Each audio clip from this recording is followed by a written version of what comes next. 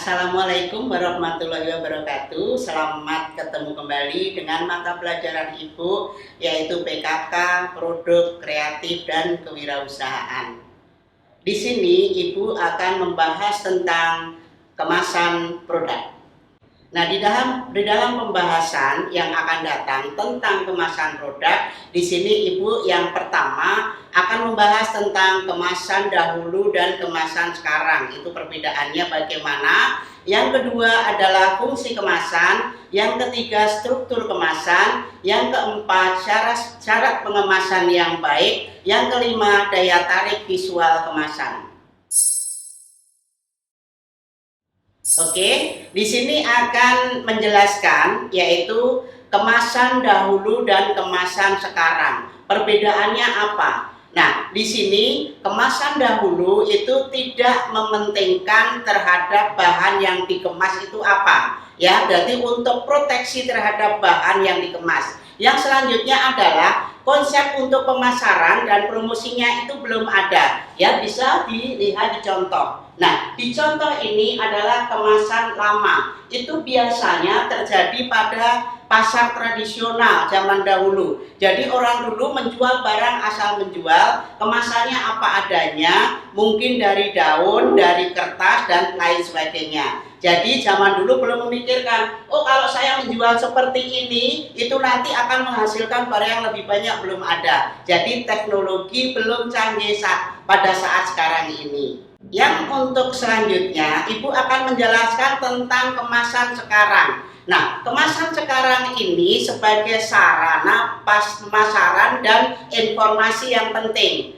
Perkembangan toko atau pasar swalayan dan kebiasaan membeli berpengaruh dalam menentukan cara pengemasan bahan, ukuran, dan dekorasi kemasan. Nah, sekarang pembeli itu lebih pinter. Dia bisa membandingkan kemasan dulu dan kemasan sekarang. Nah, kemasan sekarang saat ini contohnya barang dijual di dalam kemasan yang bagus. Nah, di dalam kemasan itu ada yang namanya foto produknya, ada penjelasannya, ada expirednya dan lain-lain. Jadi pembeli atau pelanggan itu lebih teliti di dalam membeli suatu produk. Untuk selanjutnya, sebelum anak-anak membuat suatu kemasan, anak-anak harus paham dulu apa itu fungsi kemasan. Nah, anak-anak harus paham fungsi kemasan itu untuk apa sih? Nah, yang pertama, fungsi kemasan adalah untuk menjaga produk pangan agar tetap bersih. Jelas, kalau suatu produk terutama untuk makanan, kalau ditempatkan tempat atau kemasan yang rapi, otomatis produk akan terjaga tetap aman dan bersih. Yang kedua adalah melindungi pangan terhadap kerusakan fisik, perubahan kadar air dan cahaya. Yang ketiga, mempunyai fungsi yang baik, efisien dan ekonomis, khususnya selama proses penempatan pangan ke dalam wadah atau kemasan. Nah, di sini fungsi kemasan itu kita bisa mengukur berapa banyak produk yang kita masukkan ke kemasan dan berapa gram mungkin, berapa kilo mungkin. Nah, dengan kemasan yang baik, dengan barang yang sudah ditentukan, itu adalah mempunyai fungsi tersendiri, sehingga wadah dan kemasan itu akan terbuat atau terkemas lebih indah. Yang selanjutnya adalah mempunyai kemudahan dalam membuka dan menutup. Nah, untuk anak-anak Ibu nanti di sini, apabila kita sudah mempunyai produk, kita membuat suatu kemasan itu yang betul-betul praktis. Jadi pelanggan dan pembeli itu merasa aman dengan kemasan yang kita sajikan. Misalnya makanan. Kalau kita beli makanan kan nggak mungkin sekali habis, apalagi waktu kita bepergian. Jadi dengan kemasan yang mungkin pembuka dan menutupnya itu secara rapi, mungkin dikasih klip di atas, itu akan pelanggan dan pembeli akan lebih nyaman. Dan untuk yang selanjutnya adalah memudahkan penanganan, pengangkutan, dan distribusi. Jelas, dengan pengemasan yang rapi, otomatis nanti di dalam pengiriman dan untuk disampaikan ke pelanggan dan lain sebagainya itu tetap rapi seperti semula. Yang selanjutnya adalah mempunyai ukuran, bentuk, dan bobot sesuai dengan standar ya. Jadi ukurannya itu kalau kita misalnya menjual makanan untuk anak-anak, ya kita pas dipegang untuk anak-anak. Kalau untuk orang dewasa mungkin bisa ditaruh kotak dan lain sebagainya. Nah, untuk selanjutnya adalah memudahkan dibentuk, dicetak, dan dibuang. Nah, kalau kita nanti membuat suatu kemasan itu kira-kira tepat dan tidak bisa menjadikan sampah. Jadi kita membuat kemasan itu nanti sedemikian rupa sehingga setelah produk kita makan, baru kita membuang ke sampahnya itu akan lebih mudah. Jadi tidak akan membuat kotoran di lingkungan. Dan untuk yang selanjutnya adalah menampakkan identifikasi, informasi, dan penampilan yang menarik ya. Nah, itu apa? Identifikasi, informasi, dan penampilan yang menarik. Identitas jelas, ini produk dari siapa. Informasinya jelas, itu yang dibuat makanan itu mungkin dari kandungan apa, dari bahannya apa. Penampilan yang menarik yaitu jenis kemasan. Jenis kemasan itu harus betul-betul yang menarik. Jadi tidak mungkin kalau nanti kena sinar matahari atau kena panas itu tidak mudah pudar ya. Yang selanjutnya adalah untuk membantu promosi dan penjualan. Itulah, nah tadi yang dimaksud dengan kemasan yang modern. Jadi bisa untuk membantu promosi dan penjualan produk kita. Oke, yang selanjutnya adalah kita belajar tentang struktur kemasan. Apa itu struktur kemasan? Nah, di sini struktur kemasan itu dibagi menjadi 3, yaitu struktur kemasan primer, struktur kemasan sekunder, dan struktur kemasan tersier. Nah, di sini Ibu akan jelaskan dulu tentang kemasan struktur primer. Nah, kemasan struktur primer di sini adalah bahan kemasan langsung kontak dengan bahan pangan. Misalnya, contoh nih, minuman. Nah, minuman itu atau mungkin bahan makanan seperti contoh ya. Nah, itu adalah makanan yang ada di dalam gelas kaca. Nah, itu adalah menjelaskan itu bahwa kemasan primer. Jadi, suatu makanan langsung diletakkan di gelas kaca dan tertutup rapat. Jelas di situ ada identitasnya lengkap. Itu adalah kemasan primer. Yang kedua adalah kemasan sekunder. Nah, kemasan yang fungsi utamanya melindungi kelompok kemasan lain ya. Setelah kemasan primer kita buat, kita kerjakan, kenapa kita harus melakukan dengan kemasan sekunder? Nah, untuk kemasan sekunder ini apabila nanti kita sudah mempunyai produk yang banyak, mau di dalam mungkin ada yang pesan atau kita kirimkan ke luar kota dan lain sebagainya, makanya kemasan itu harus dikemas yang rapi lagi. Tidak seperti kemasan primer, barang langsung di tempat kemasan. Tetapi kemasan sekunder di sini adalah beberapa kemasan primer kita kumpulkan jadi satu, kita ketempatkan di kardus. Nah, sehingga dalam pengiriman nanti akan lebih mudah. Selain itu, untuk administrasinya juga lebih mudah. Kita menghitung berapa barang yang keluar, nanti berapa biaya, berapa ongkosnya, berapa uang yang masuk ke perusahaan, itu akan lebih mudah. Yang selanjutnya adalah kemasan tersier. Kemasan primer oke, kemasan sekundernya oke. Sekarang kita membahas tentang kemasan tersier. Nah, kemasan tersier di sini bila masih diperlukan lagi kemasan setelah kemasan sekunder sebagai pelindung dan mempermudah pengangkutan. Nah, contoh seperti tadi kemasan yang sekunder. Makanan masuk di dalam botol, botolnya kaca. Nah, itu di dalam pengemasan nggak mungkin kita kardus aja langsung kita kirim, nggak mungkin. Nanti resikonya besar, bisa terjadi benturan, bisa terjadi pecah di jalan, dan lain sebagainya. Makanya untuk kemasan tersier ini adalah untuk pengemasan apabila produk kita nanti dikirim keluar itu dengan keadaan aman.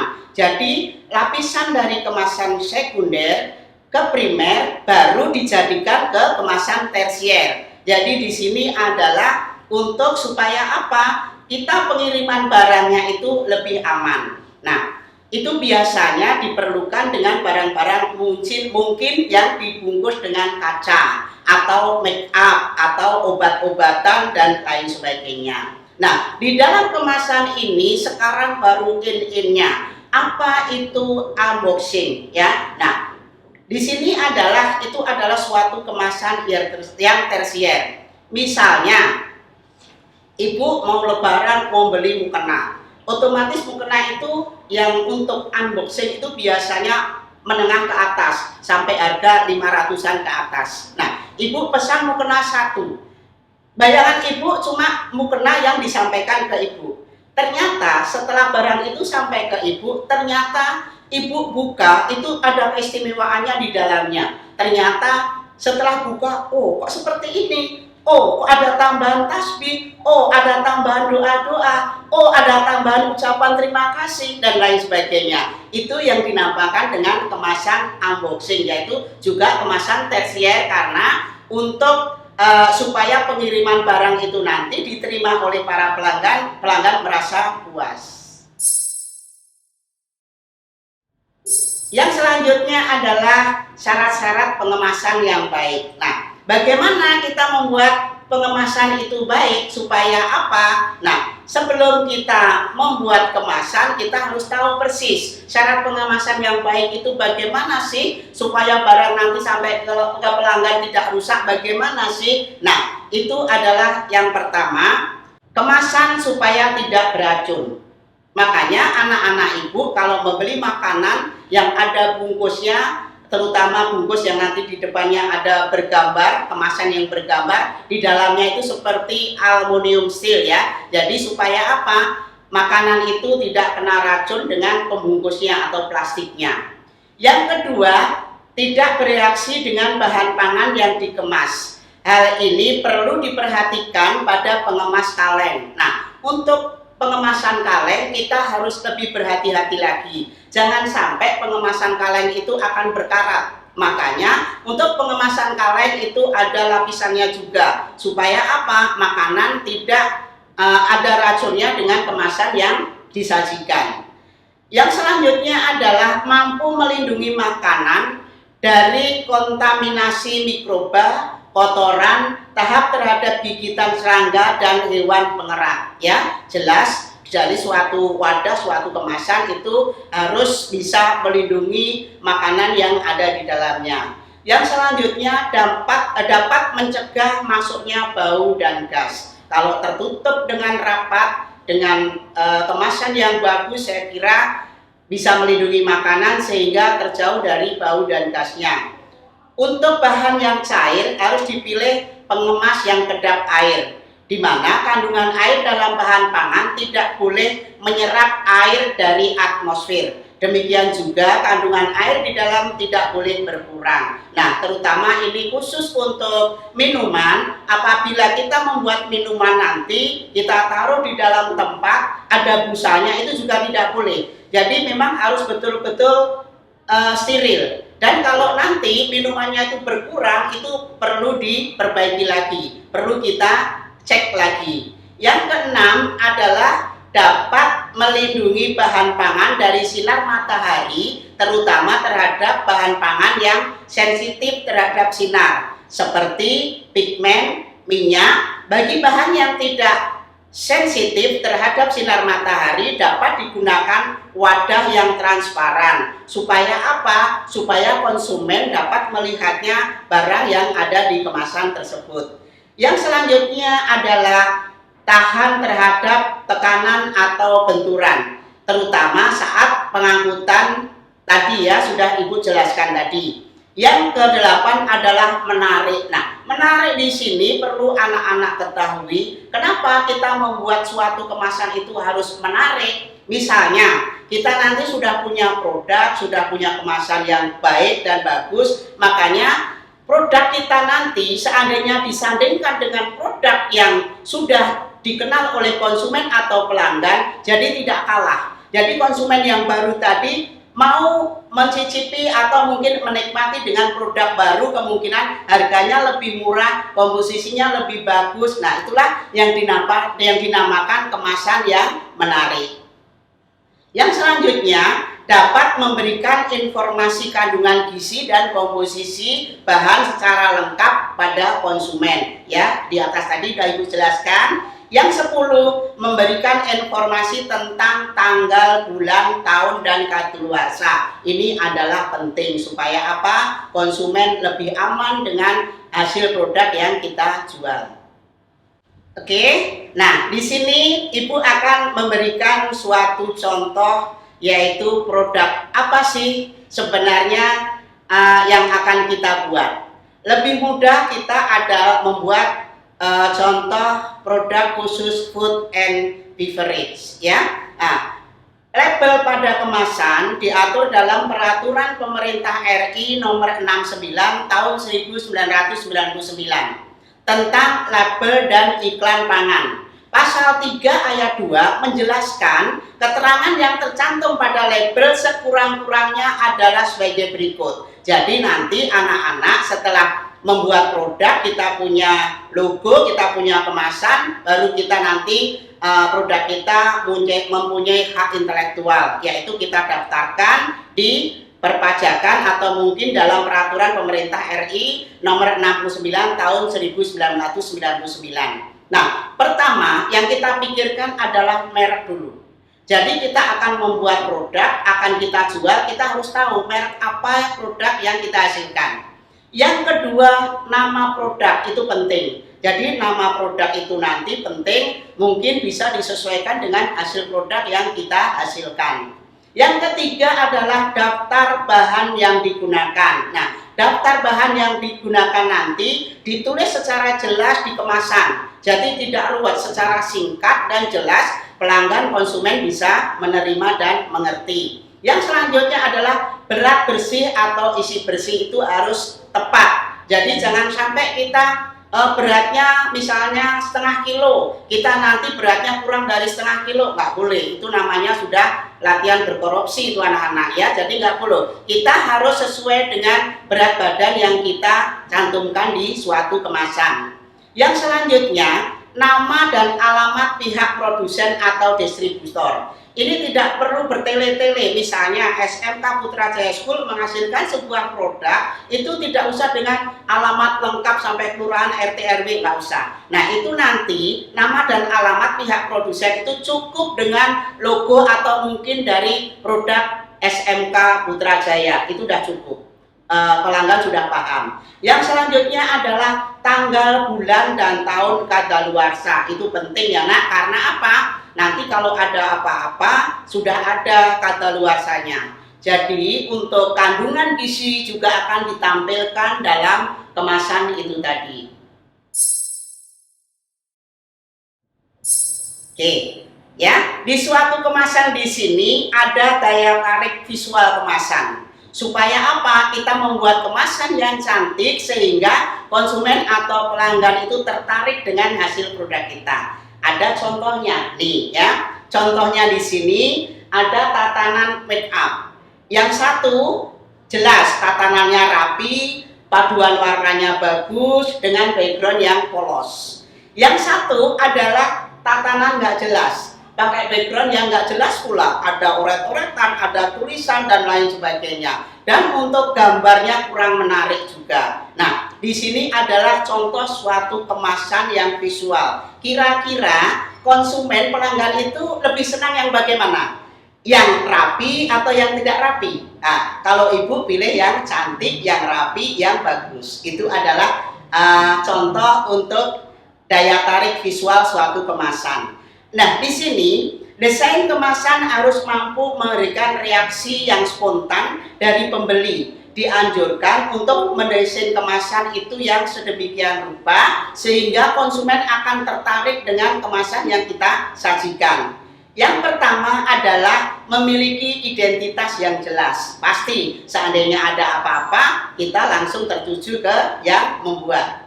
Yang kedua, kalau suatu kemasan itu yang sederhana saja, tidak usah rumit. Jadi konsumen akan lebih bisa menghafal, lebih kenal dengan kemasan yang kita sajikan. Untuk selanjutnya adalah memiliki desain grafis yang menyenangkan sekalipun terlihat jauh ya. Desain grafis itu apa? Yaitu tadi tatanan dari jenis produknya ini tadi ya, rapi. Yang sekarang adalah nomor 4. Nomor 4 adalah bentuk mudah dikenal. Jadi kita kalau nanti mendesain suatu kemasan itu betul-betul yang praktis, yang kira-kira konsumen itu mudah sekali untuk mengenal, dan terutama kalau dibawa atau disimpan itu juga akan lebih nyaman. Oke, nah cukup sekian dulu mungkin dari kemasan produk. Waktunya karena sudah mau ganti juga, jadi mudah-mudahan apa yang disampaikan Ibu bermanfaat untuk anak-anak Ibu semuanya. Cukup sekian dari Ibu. Assalamualaikum warahmatullahi wabarakatuh.